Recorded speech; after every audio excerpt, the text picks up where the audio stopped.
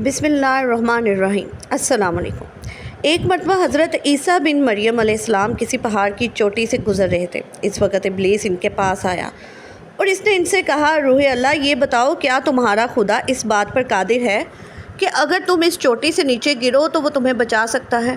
حضرت عیسیٰ علیہ السلام نے کہا، جی ہاں، میرے رب کو یہ قدرت حاصل ہے۔ ابلیس نے کہا، یہ بات حق ہے اور آپ اپنے اس دعوے میں سچے ہیں تو اپنے آپ کو اس پہاڑ کی چوٹی سے گرا دیں، میں دیکھتا ہوں کہ آپ کا رب آپ کو مرنے سے کیسے بچاتا ہے۔ حضرت عیسیٰ علیہ السلام نے محسوس کیا کہ شیطان انہیں ناجائز وسوسے میں مبتلا کرنا چاہتا ہے۔ انہوں نے اسے کہا، کیا تو چاہتا ہے کہ میں اپنے رب کی آزمائش کروں؟ یہ بات ہے کہ مجھے اس بات کا یقین ہے کہ میرا خدا میری حفاظت کرے گا۔ اللہ کا ہر فرمان برحق ہے اور ہمیں اس میں شک کرنے کی کوئی گنجائش نہیں ہے، لیکن میں خدا کی آزمائش نہیں کرتا۔ کچھ دنوں بعد ابلیس ان کے پاس آیا اور ان سے کہا، عیسیٰ علیہ السلام، تم تو اللہ ہو کیونکہ تم مرد زندہ کرتے ہو اور غیب جانتے ہو اور لوگوں کو غیب کی خبریں دیتے ہو۔ حضرت عیسیٰ علیہ السلام نے اس کی بات کاٹتے ہوئے کہا، تو جھوٹ بکتا ہے، میں خدا کا مستجاب الدعوات بندہ ہوں۔ اللہ میری دعائیں قبول کرتا ہے اور اس کے حکم سے مردہ زندہ ہوتا ہے، اور جہاں تک غیب کی باتوں کا تعلق ہے تو خدا مجھے غیب کی اطلاع دیتا ہے، میں لوگوں کو اس کی خبر دیتا ہوں۔ جب ابلیس نے دیکھا کہ عیسیٰ علیہ السلام اس کے جال میں پھنسنے پر آمادہ نہیں ہے تو اس نے چیخ ماری اور اس کے سامنے سے بھاگ کھڑا ہوا۔ ابو نصر نشاپور کا ایک سلطان گزرا ہے۔ ایک مرتبہ وہ لشکر سمیت اپنے دارالحکومت میں داخل ہو رہا تھا کہ ایک مکان سے قاری کی آواز نے اسے چونکا دیا۔ ابو نصر قرآن سننے کے لیے رک گیا۔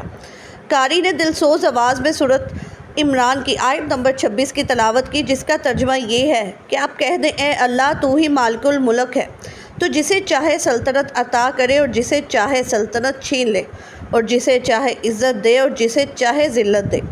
تمام بھلائی تیرے ہاتھ میں ہے، بے شک تو ہر چیز پر قادر رکھتا ہے۔ اس آیت مجیدہ نے سلطان کے دل پر گہرا اثر کیا۔ وہ آیت سن کر کانپ اٹھا، گھوڑے سے اترا اور رکوع کیا، پھر سجدہ بجا لایا۔ کچھ عرصے بعد اس قاری کی وفات ہوگی۔ اس کے ایک دوست نے خواب میں قاری کو دیکھا کہ خدا نے اسے جنت میں عظیم مقام عطا کیا ہے۔ اس نے قاری سے پوچھا کہ تجھے یہ مقام کس وجہ سے نصیب ہوا؟ قاری نے جواب دیا، میں تو ایک بدکردار اور گناہ گار انسان تھا۔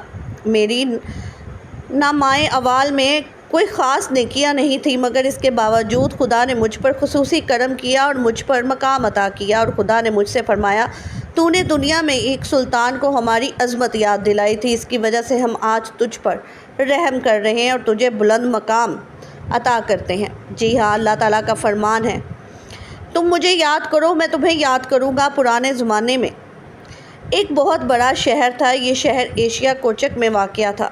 اس شہر کی لمبائی 12 میل تھی اور اس میں انسانوں کی ایک بھاری تعداد قیام پذیر تھی۔ انطاکیہ شہر کے لوگ گمراہ اور ظالم تھے۔ وہ ستاروں اور بتوں کی پوجا کرتے تھے۔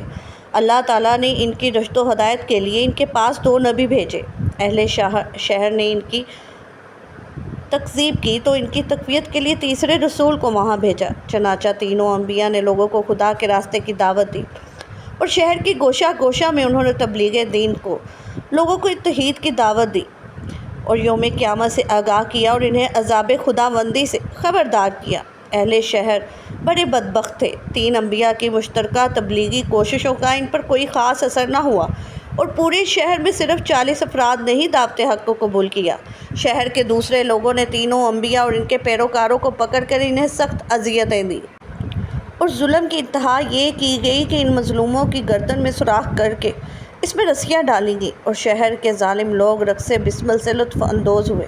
اس شہر میں ایک مرد مومن رہتا تھا جس کا نام حبیب بن نجار تھا۔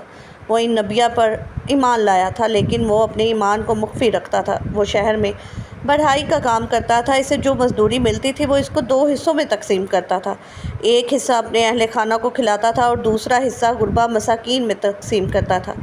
جب حبیب بن نجار کو اس ظلم کا پتہ چلا تو انہوں نے اپنی قوم کو تبلیغ کرتے ہوئے کہا، اے میری قوم، ان رسولوں کی پیروی کرو، ان کا اتباع کرو جو تم سے کوئی اور کچھ بھی نہیں مانگتے اور وہ راہ راست پر ہیں، اور میں کیوں نہ اس ذات کی بندگی کروں جس نے مجھے پیدا کیا اور جس کی طرف تم سب کو پلٹ کر جانا ہے۔ کیا میں اس ذات کے علاوہ کسی کو معبود بناؤں؟ جبکہ اگر خدا رحمان مجھے زر پہنچانے کا ارادہ کر لے تو تو ان کی شفاعت مجھے کوئی فائدہ نہیں دے سکتی اور نہ وہ مجھے چھڑا سکتے ہیں، تب تو میں سری گمراہی میں مبتلا ہو جاؤں گا۔ میں تو تمہارے پر بدکردار پر ایمان لے آیا ہوں، لہٰذا میری بات سن لو۔ کیا میں اسے چھوڑ کر دوسرے معبود بنا لوں؟ حالانکہ اگر خدا رحمان مجھے کوئی نقصان پہنچانا چاہے تو ان کی شفاعت میرے کسی کام آ سکتی ہے اور نہ وہ مجھے چھڑا سکتے ہیں۔ اگر میں ایسا کروں تو میں وعدہ گمراہی میں مبتلا ہو جاؤں گا۔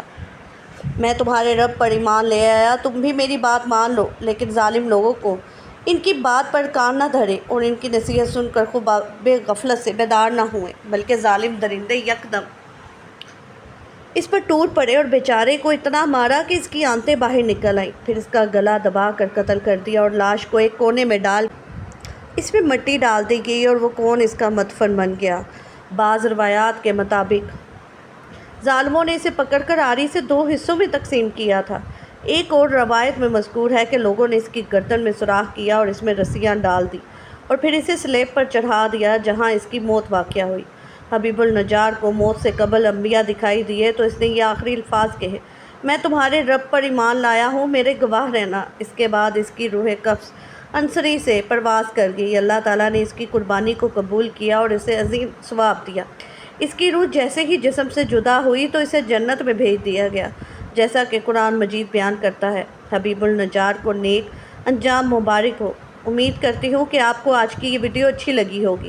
اگر آپ کو ہماری یہ ویڈیو اچھی لگی ہے تو ویڈیو کو لائک کریں اور مزید اس طرح کی ویڈیو دیکھنے کے لیے میرا چینل سبسکرائب کرنا مت بھولیے گا۔ جزاک اللہ۔